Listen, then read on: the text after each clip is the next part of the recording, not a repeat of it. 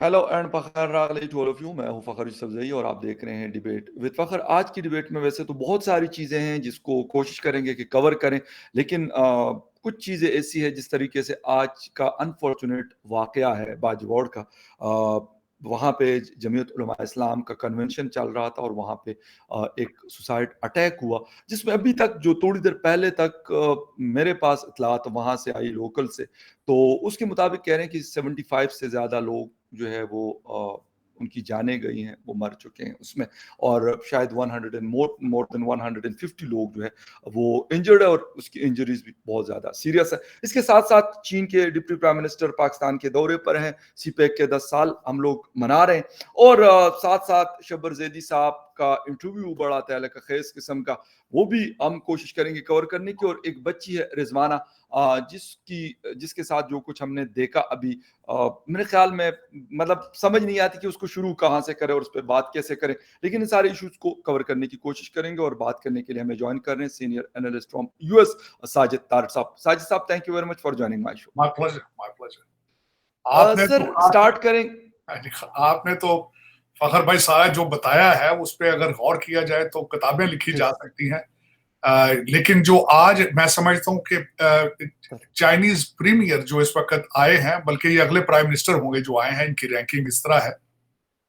मैं उनके आने पे थोड़ी सी करूंगा डिस्कशन, और खासकर बाजौड़ के अंदर जो हुआ इसकी टाइमिंग, ये बड़े सोचे समझे मंसूबे के तहत जो है इसकी टाइमिंग को देख के किया गया है, ताकि इस वक्त पाकिस्तान चाइना या पाकिस्तान की जो इकोनॉमिक रिकवरी है, क्योंकि ये सिग्नल जो है सिर्फ चाइना को नहीं दिया गया, ये जो दूसरे लोग जो इस वक्त ग्वादर में बनाना चाहते हैं रिफाइनरी, और यूएई जो आके एयरपोर्टों पे और दूसरे कई प्रोजेक्ट्स को देख रहा है, रशिया स्टील मिल को देख रहा है, ये सबको सिग्नल गया है कि इट्स नॉट दैट इजी। लेकिन देखने वाली बात ये है कि हम कहाँ, हमारा फोकस कहाँ है, ये क्यों हुआ है। बिल्कुल। और ये पिछली हुकूमत ने तोहफा दिया था इन लोगों के साथ नेगोशिएट करके, इन लोगों को यहाँ आबाद करने का एक ड्रामा रचाया गया, बल्कि जेलों में ये लोग बंद थे और इन सबको रिहा किया गया। तो ये मैं समझता हूँ टाइमिंग इज एब्सोल्युटली, इसका जितना भी अफसोस किया जाए कम है। लेकिन आज ये बहुत बड़ा लम्हा फिक्रिया है। हर पाकिस्तानी जो जिसको हम रूलिंग एलीट कहते हैं, वो तकरीबन 10 से 15 हजार लोग हैं जो आपके 3-4 बड़े शहरों के अंदर आबाद हैं, जिन सबके बच्चे बाहर पढ़ रहे हैं, खुद भी ज्यादातर बाहर के पढ़े हैं। इसीलिए वो अपना जो है ना वो मुंह दूसरी तरफ कर लेते हैं, क्योंकि उनको इससे कोई उनका बच्चा नहीं मरा होता, उनका कोई फ्यूचर अटैच नहीं होता इनके साथ, तो वो मुंह दूसरी तरफ कर लेते हैं। ये देख लीजिएगा 3-4 दिन बाद ये खबर की हद तक रह जाएगी, इससे आगे नहीं जाएगी, क्योंकि ये माजी में भी इस तरह के कई हादसात हुए हैं जिसमें से हमने सीखा कुछ नहीं है। बल्कि ये बाजौड़ के अंदर तो आज हुआ है, लेकिन आपके केपीके के अंदर तो पहले भी पिछले हफ्ते में 3 धमाके हुए थे, बल्कि जिसमें बहुत खूबरू और बड़ा एक तगड़ा जवान अदनान आफरीदी जो था वो शहीद हुआ था, खैबर का।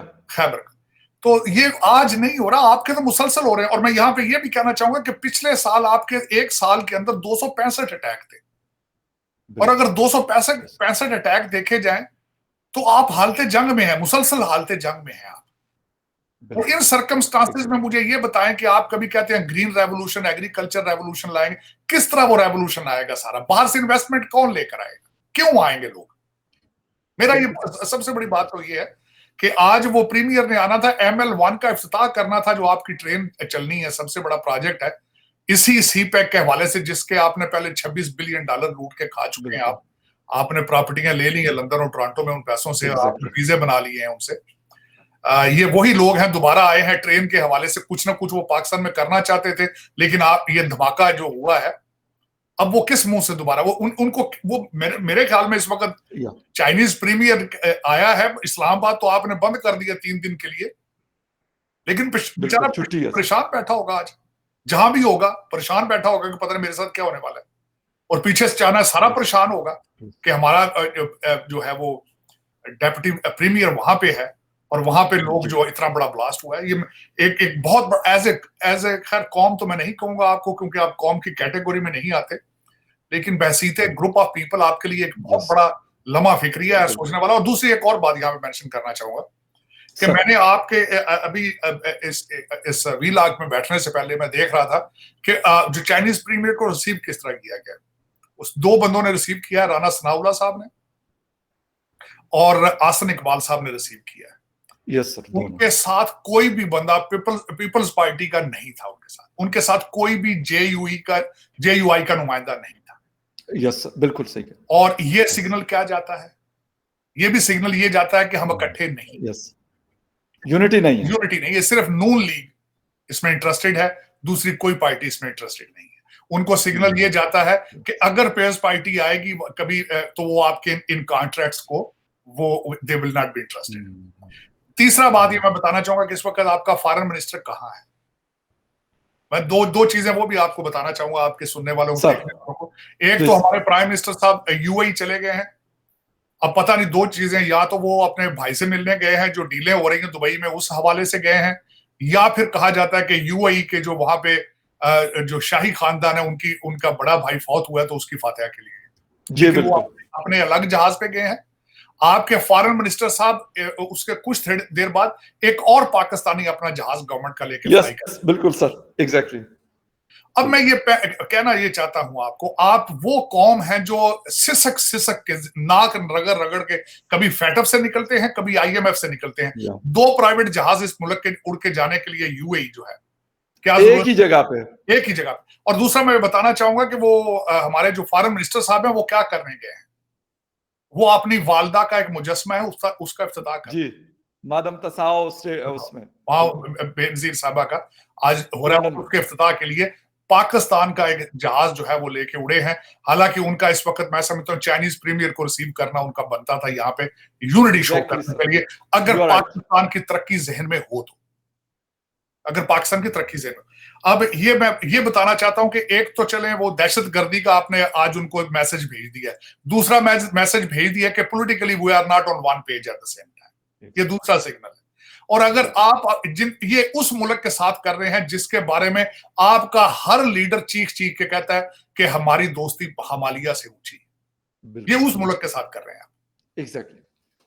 तो दूसरा उसमें फखर साहब आपने जो मैं बात कर रहा था, इंतहाई अफसोस, इंतहाई दुख है। आज कितनी माओं के बच्चे मरे हैं, कितनी माओं के बच्चे मरे हैं। दुख के साथ मैं कहूंगा, मैं एक ऐसा इंसान हूं, मैं हर दुनिया के अंदर हर ज्यादती में मरने वाले के मैं उस पर सोग मनाता हूं, बगैर किसी रंग का, किसी नस्ल का, किसी मजहब का हो, बगैर उसके, क्योंकि हर दुनिया में जो इंसान पैदा हुआ है वो किसी के लिए बहुत ज्यादा कीमती होता है। बहुत ज्यादा कीमती होता है। और दूसरा मैं समझता हूँ खून और दुख का और गुर्बत का, भूख का कोई मजहब नहीं होता। इस पे ये कभी सोचना कि वो किसी के मौत के ऊपर आप उसका मजाक उड़ाए, बहुत गलत। आज जो कुछ हुआ बहुत ज्यादा टाइमिंग सब गलत है। इससे पहले अभी तक 9 मई के आपके अभी जख्म नहीं ठीक हुए और दूसरी ये आज हो गया। इस पे जितना भी इसको किया जाए कंडेम है। लेकिन इसमें आपने दूसरी बात की थी शब्बर जैदी साहब इसी पे उन्होंने, फखर साहब इसी तरह के हालात के बारे में उन्होंने अपना नेशनल टीवी के ऊपर इजहार किया है। अब उन्होंने क्या किया, सबसे पहले तो मैं कई आपके देखने वाले खैर नहीं जानते होंगे, जो हमारे शब्बर जैदी साहब हैं फेडरल ब्यूरो ऑफ रेवेन्यू के हेड थे पहले, पिछली गवर्नमेंट के चेयरमैन थे। और उन्होंने उसमें फखर साहब 3 चीजों को आइडेंटिफाई किया।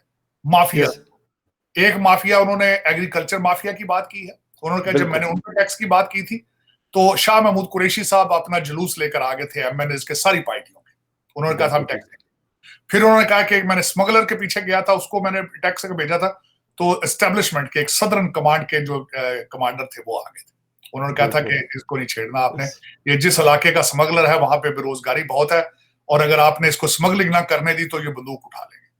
तीसरी बात आपके इलाके की उन्होंने की थी तंबाकू माफिया की, टोबैको। बिल्कुल, मैं उनके पीछे गया था तो वो केपीके के सारे जो तंबाकू ग्रोअर थे, सेनेटर्स कहते हैं, मेरे पीछे आ गए थे। बिल्कुल।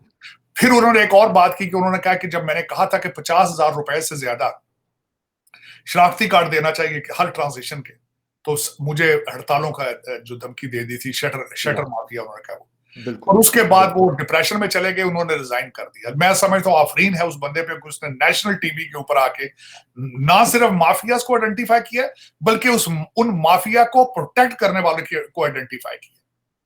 बिल्कुल मैं ये सोचता हूँ, देखें, ये वॉशिंगटन डीसी तक वो प्रोग्राम लोगों ने देखा है। नो डाउट, बिल्कुल सर, आपकी लेकिन आपकी सर हुकूमत, फखर साहब, आपकी हुकूमत और एजेंसियां क्या कर रही हैं?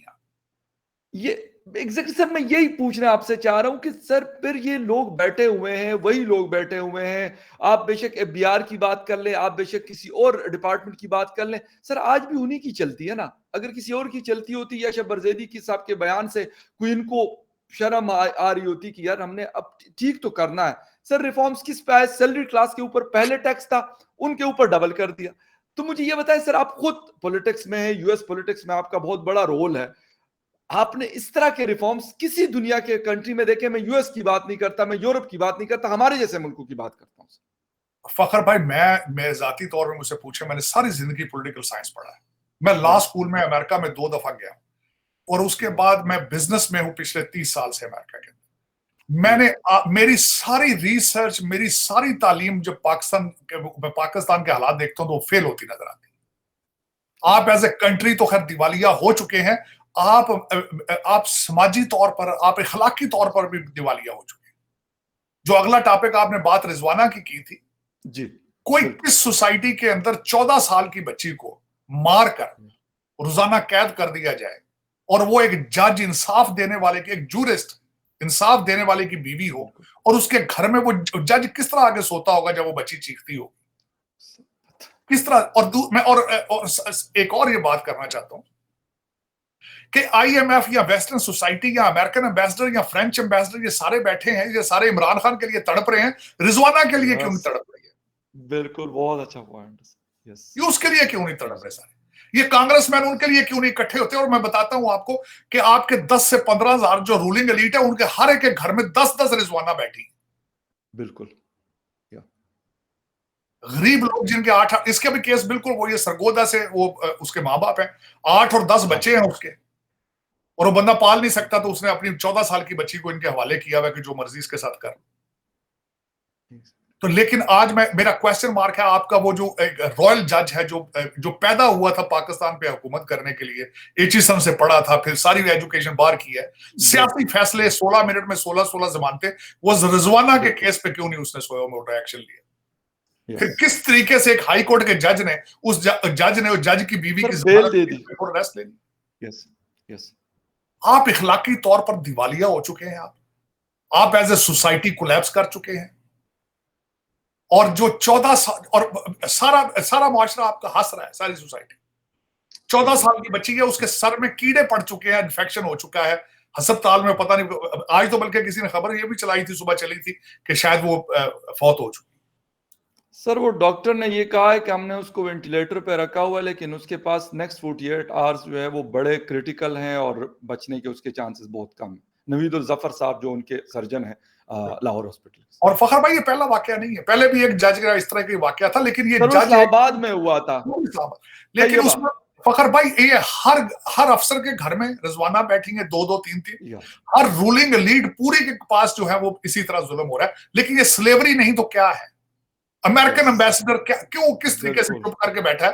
क्योंकि यहाँ पे चीख चीख के हमें स्लेवरी की स्टोरियां सुबह शाम सुनाते हैं अमेरिका में, ये कि 400 यहाँ पे 200 साल पहले स्लेवरी ये होती रही है, वो होती रही है। 87 आपके कैबिनेट के मेंबर हैं, उनको आईएमएफ को वो नजर नहीं आते, उनको ह्यूमन राइट्स नजर आना शुरू हो जाती है। अगर कोई लौंडा लपाड़ा जेल में जाता है तो रिजवाना के लिए, इसके लिए क्यों नहीं खड़े होते? इसके लिए क्यों नहीं खड़े होते? कि ये अच्छा, हमारा आईएमएफ वालों ने फौरन शर्त लगा दी है कि हमारे अमीरुल मोमिनीन के लिए इलेक्शन का बंदोबस्त किया जाए। ये शर्त क्यों नहीं लगाते कि ये स्लेवरी खत्म करें पाकिस्तान से? बिल्कुल, ये 14-14 साल की बच्चियों को घरों में रख के जानवरों जैसा सलूक किया जाता है, इसके बारे में किसने कानून बनाना है? आईएमएफ वाले बड़े रिश्तेदार बनते हैं ह्यूमन राइट्स के और डेमोक्रेसी के। तो ये ह्यूमन राइट्स यहाँ से डॉक्टर एक मोहित पिरजादा यहाँ से आए हुए हैं आपके अमेरिका में। उस दिन भी मैं उनकी वीडियोस देख रहा था कि जो इमरान खान ने एक वेबसाइट के ऊपर उसको 19 से 20 करोड़ रुपए दिए, और जो बाकी उसने कमाया वहां पे बैठा हुआ और कह रहे मेरी जिंदगी को खतरा है। सबको बड़ी फिक्र है, मैं ये नहीं कहता कि ना करें, लेकिन सर यहाँ पे जो लोगों के साथ होता है, मेरे ख्याल में वो डॉक्टर मोहित के साथ तो कभी नहीं। सारा जुल्म है सर, ये सारा फ्रॉड है, सारे ड्रामेबाज हैं, सारा मैंने सारा बिल्कुल करीब से देखा सुना है। बल्कि उसके बाद जो उसका पोस्टमार्टम किया है, वहां पे हमारे जर्नलिस्टों ने जो स्टोरियां निकाली हैं, किस तरीके से उन्होंने अपने दोस्त की बीवी से शादी की है, किस तरीके से उनकी वालदा का इंतकाल हुआ है, किस तरीके से वो अपने वालिद साहब के अंगूठे लगा रहे थे, अबू धाबी जेल में चले गए, वो तो सारा निकल गया अबू धाबी। लेकिन वो तो देखें, लेकिन ज्यादती, क्योंकि मैं वहीं से आया हूँ अगर भाई, वहीं से इस तरह की कई रिजवाना देखता आया हूँ। अभी मैं जब पाकिस्तान जाता हूँ, हर आपके रूलिंग एलीट के घर के अंदर 4-4, 5-5 रिजवाना है, सिसक के मर रही है और कोई पूछने वाला नहीं है। मैं खून के आंसू रोता वापस आता हूँ कि ह्यूमन किस तरीके से वहां पे उनके साथ ज्यादती हो रही। आप अच्छा, जिनके घरों में होती है सारे बाहर के पड़े हैं, जिनके घरों में सारे ये जजों के रूलिंग एलीट है, जिनके घरों में ये रिजवाना जैसी बच्चियां सिसक के जिंदगी गुजारती, सारे रूलिंग एलीट बाहर की है, कैम्ब्रिज, ऑक्सफोर्ड और हार्वर्ड की पढ़ी हुई। बिल्कुल। अभी तो मैं ये कहता हूं कि 400-400 साल पुरानी यूनिवर्सिटियों की डिग्रियां पाकिस्तानियों के ऊपर से गुजर जाती। मैं बल्कि कोई फर्क ही नहीं पड़ता। मैं फखर भाई सारी यूनिवर्सिटीज को लेटर लिखने लगा हूं, सारी यूनिवर्सिटीज को, कि कभी देखो ये जो तुम लोगों को डिग्रियां दे रहे हो पाकिस्तानियों को, ये देखो पाकिस्तान के साथ क्या कर रहे हैं, ये क्या कर रहे हैं पाकिस्तान। बिल्कुल ठीक। इनको सिखाओ इंसानियत, इनको इंसान बनाओ। सबसे पहले डिग्री देने से पहले इनसे साइन कराओ कि अपने मादरे मिल्लत को लूटना नहीं है तुमने जाके। जबरदस्त जबरदस्त जबरदस्त। अच्छा सर, एक चीज आप मतलब आईएमएफ का आप जिक्र कर रहे हैं, और कल परसों में आपकी ट्वीट पढ़ रहा था और आपने लिखा था कि कौन पूछेगा इन लोगों से कि ये आईएमएफ से पैसे लेके, और जिस तरीके से इन्होंने ये कहते हैं कि सैलरी क्लास के ऊपर इन्होंने टैक्सेस लगा दी, इन आम आदमी जो पहले ही पिसा हुआ है। यकीन करें कि कल मैंने एक आदमी को देखा और वो बेचारा रेडी पे मुख्तलिफ चीजें, बिस्किट्स और इस तरह की टॉफीज बेचता है। वो कहता है कि मैं 700 से 900 रुपए दिन के कमाता हूँ, 19,000 रुपए मेरे घर का बिल आया हुआ। अब सर ये एक कहानी नहीं है, ये शायद हजारों नहीं लाखों करोड़ों स्टोरीज इसी तरह की आपको पेशावर से लेकर कराची तक किसी भी शहर में चले जाएं आपको मिलेंगी। लेकिन हमारी एलीट को सर अपनी अय्याशियों में किसी किस्म की कमी नहीं आने देते कोई भी। आपने भी सर 2 जहाजों का जिक्र किया कि 2 जहाज 1 घंटे या 2 घंटे की डिफरेंस से क्यों उड़ रहे हैं। ये कमर्शियल जहाजों पे क्यों नहीं गए? रोजाना फ्लाइटें उड़ रही हैं यहाँ पे, 2 सीटें करा लेते हैं। अगर ये मोटे हैं या इनको किसी के साथ नहीं बैठना, 2 सीटें करा, 3 करा लेते हैं।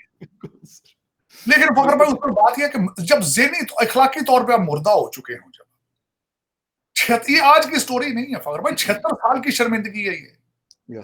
मैं बल्कि मैंने उसमें ट्वीट ये की थी कि ये जो अभी रीसेंट पैसा आ रहा है, 25 करोड़ लोगों का हक नहीं है कि उनको बताया जाए ये पैसा कहां इस्तेमाल होगा। आईएमएफ की किस्तें आ रही हैं, ये कहां इस्तेमाल हो रही हैं। ये जो पैसा यूएई और सऊदी अरेबिया से आ रहा है रिसेंटली, ये कहां इस्तेमाल होगा। उनका हक नहीं कि कोई इनमें से कोई इनमें से ऐसा फर्द जिसका ज़मीर जिंदा हो, वो कौम के सामने सिर्फ एक पेज के ऊपर लिखकर इनको दिखा दे कि ये जो बाहर से पैसा है यहां इस्तेमाल किया। लेकिन नहीं, 25 करोड़ लोगों को आपने यरगमाल बनाया है। उनको पता है हमारे साथ ज्यादती हो रही, बेचारे कर कुछ नहीं सकते, बददुआएं देते हैं। बिल्कुल, खुदा आपकी बददुआएं भी नहीं सुन रहा। आपने अपने मुआशरे में वो इतना अखलाकी तौर पर गिर चुके हैं कि अब खुदा आपकी बददुआएं भी नहीं सुनता। दुआएं तो खैर सुननी होती है ना, कि आपका अगर किरदार हो तो, आपके कुछ आपका किरदार हो, आप चाहे जो भी मजहब हो आपका, लेकिन जब किरदार ही ना हो तो बददुआएं भी नहीं सुनी जाती।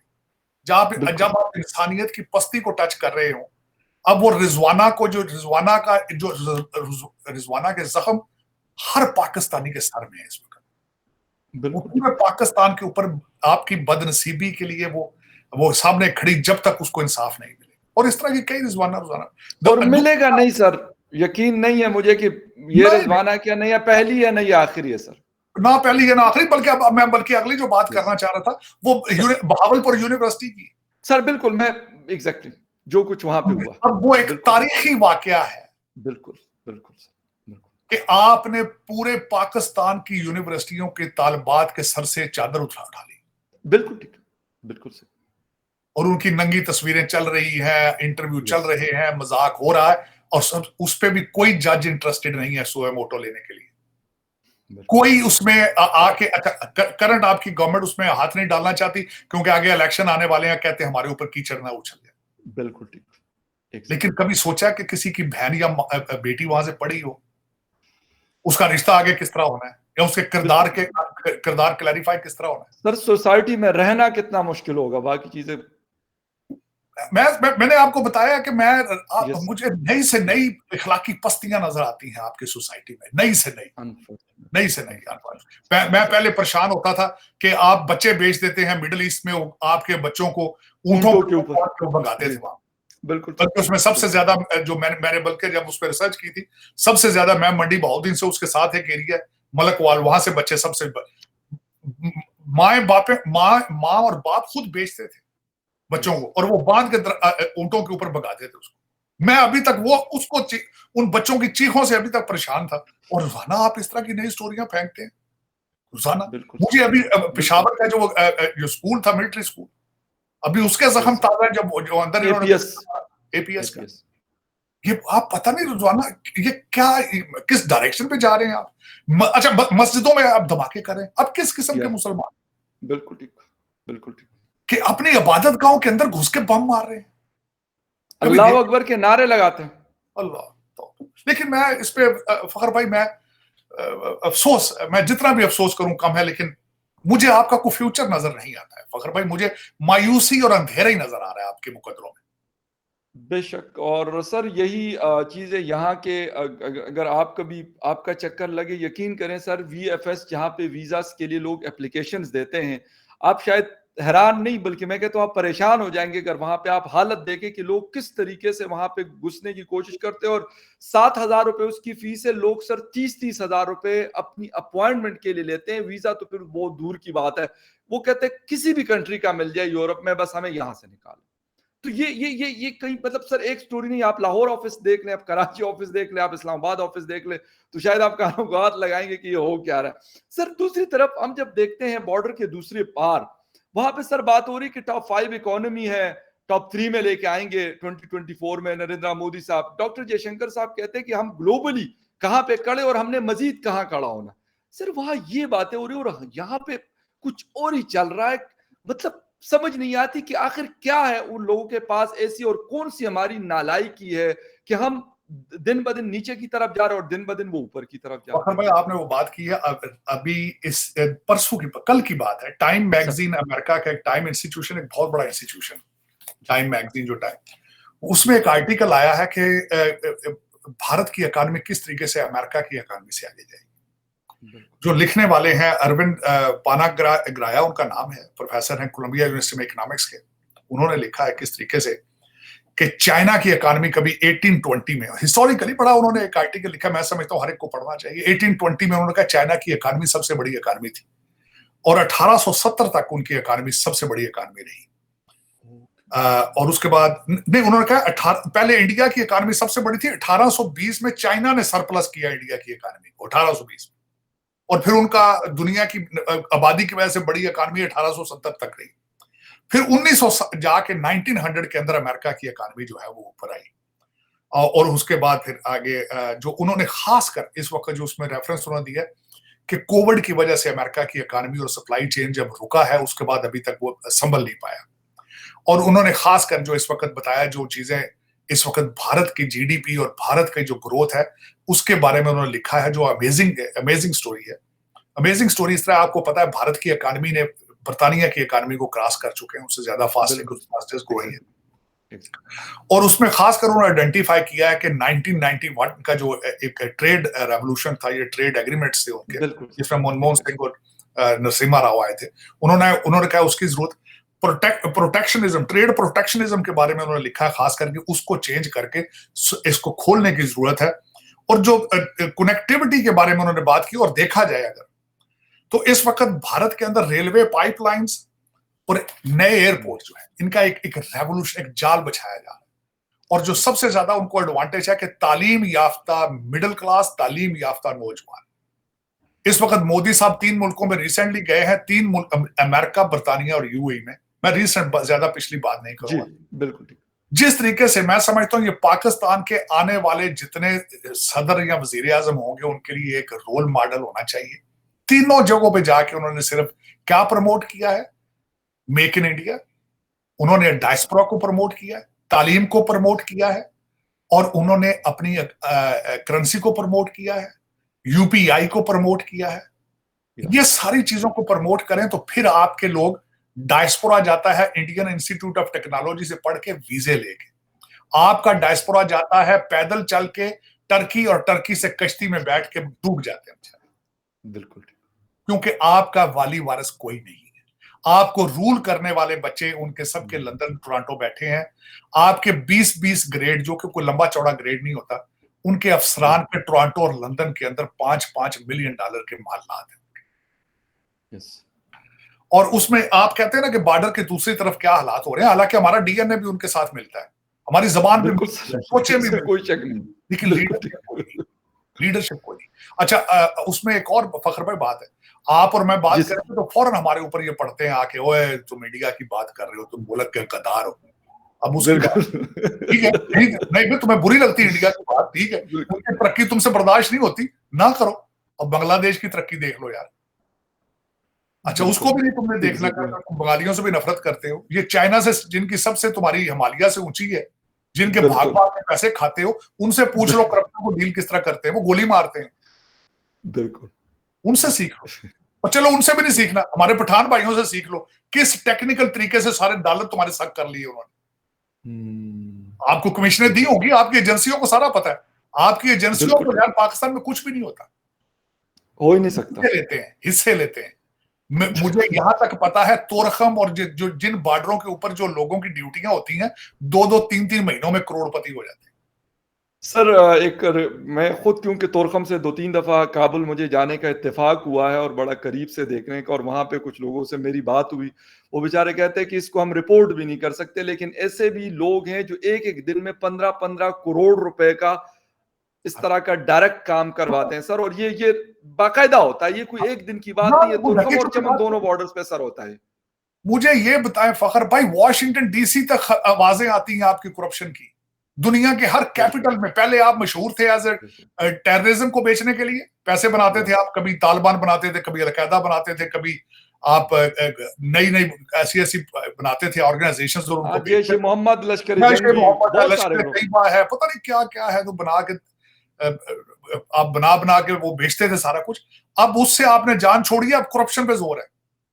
अपने मुल्क के कपड़े, अपनी मादरे मिल्लत के कपड़े आप उतार रहे हैं बार बार, जो कि पहले भी आप उतारते थे 76 साल। लेकिन इस वक्त वॉशिंगटन डीसी में आज भी पूछा जाए ना कि what is Pakistan is famous for, सबसे पहले अभी भी दहशतगर्दी कहेंगे, और उसके बाद कहेंगे करप्शन में। करप्शन की स्टोरियां आपके ये वॉल स्ट्रीट जर्नल, गार्डियन, सारे छाप छाप के थक चुके हैं। वो आप ही की एजेंसियों को पता नहीं चल रहा, बाकी सारी दुनिया को पता है कि you are the worst, you are the most corrupt nation on the planet. अगले दिन नाइजर के अंदर मिलिट्री कू है, मुझे सबसे पहले आपका सारी सिमिलैरिटीज मैं जब के बैठ के देखा है कि वो 1960 में आजाद हुए हैं, चौथा उनका मिलिट्री कू है। जब भी मैं उनकी जूझू हिस्ट्री पढ़ता गया हूं, मुझे पाकिस्तान याद आता गया। अब नाइजर वाले आपके हालात है, मैं बंदा क्या करे। मेरा खुद, हमारे यहाँ जो बाहर पाकिस्तानी बैठे, हमारे कान तरस गए फखर भाई को पाकिस्तान से अच्छी खबर है। लेकिन आपने भी कसम उठा ली है कि पाकिस्तान में कोई अच्छा काम होने नहीं देना, कि कहीं हम तरक्की ना कर जाए। आपने बड़ी मेहनत की है 76 साल इस पॉइंट पे पहुंचने के लिए, लेकिन ये कि सर वाकई हमने इतनी मेहनत की है कि वो शायद हम उसको जाया नहीं करना चाहते। 76 ईयर जो हमने कभी अफगानिस्तान में, तो कभी कश्मीर में, तो कभी कहाँ हम नाक घुसाते रहे, तो वो मेहनत सर 76 साल की इतनी जल्दी तो हम जाया करने वाले हैं नहीं। और बहुत बड़ी मेहनत है सर। लेकिन खैर, बस यही हम कोशिश करते हैं और दुआ भी करेंगे कि आप कोई अच्छी खबर हमारे यहाँ से सुने। लेकिन वैसे मैं यहाँ, क्योंकि पाकिस्तान में बैठ के मुझे नहीं लगता कि ऐसी कोई खबर जिसे कहते हैं कि डियर फ्यूचर में आपको सुनने को मिलेगी। इसी तरह की खबरें मेरे ख्याल बाजोड़ जैसी और या इससे मिलती जुलती खबरें, या IMF से कर्ज लेने की, या फिर दुबई से पैसे लेने की, और इसी तरह के पैसे, करप्शन वाली जो कहानी है, अनफॉर्चुनेटली ये आपको वहां पे बैठ के, यकीनन मुझे पता है कि हमसे ज्यादा तकलीफ आपको वहां पे बैठ के होती है, आप जैसे और जो लोग वहां पे काम करते हैं। लेकिन खैर एनीवे सर, अनफॉर्चुनेटली ये चीजें हमारे साथ मेरे ख्याल में मैं कहूंगा कि हमारी शायद लेगेसी के तौर पर हम इसको कैरी करते हुए आगे बढ़ रहे हैं। आपके टाइम का सर बहुत शुक्रिया, आपने शो ज्वाइन किया। And viewers, thank you very much for watching debate with Fakhar Yusuf. किसी और डिबेट में फिर मिलेंगे, तब तक के लिए take care and bye. Thank you very much sir.